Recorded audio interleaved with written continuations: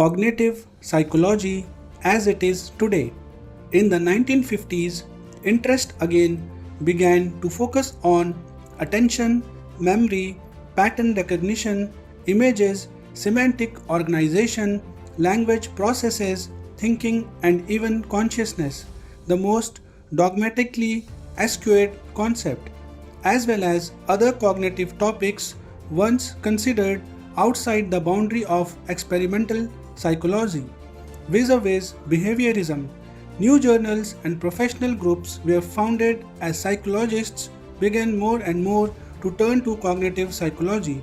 As cognitive psychology became established with even greater clarity, it was plain that this was a brand of psychology different from that in vogue during the 1930s and 1940s.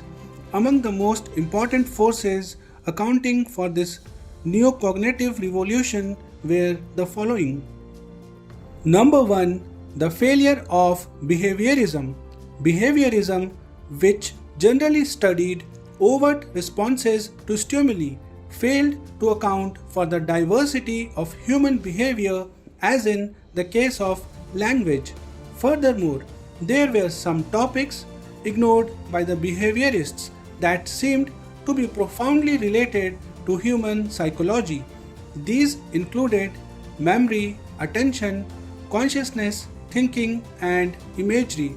It was apparent that internal mental processes were very real part of psychology and required investigation. Number 2. The emergence of communication theory. Communication theory prompted experiments in signal detection, attention, cybernetics, and information theory, areas of significance to cognitive psychology. Number 3. Modern linguistics.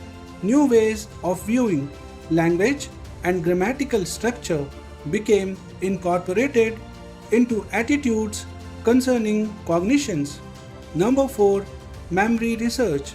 Research in verbal learning and semantic organization provided a sturdy empirical base for theories of memory, which led to the development of models of memory systems and the appearance of testable models of other cognitive processes.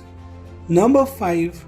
Computer science and other technological advances. Computer science, and especially a subdivision of it, artificial intelligence, caused re-examination of basic postulates of problem solving and memory processing and storage, as well as of language processing and acquisition.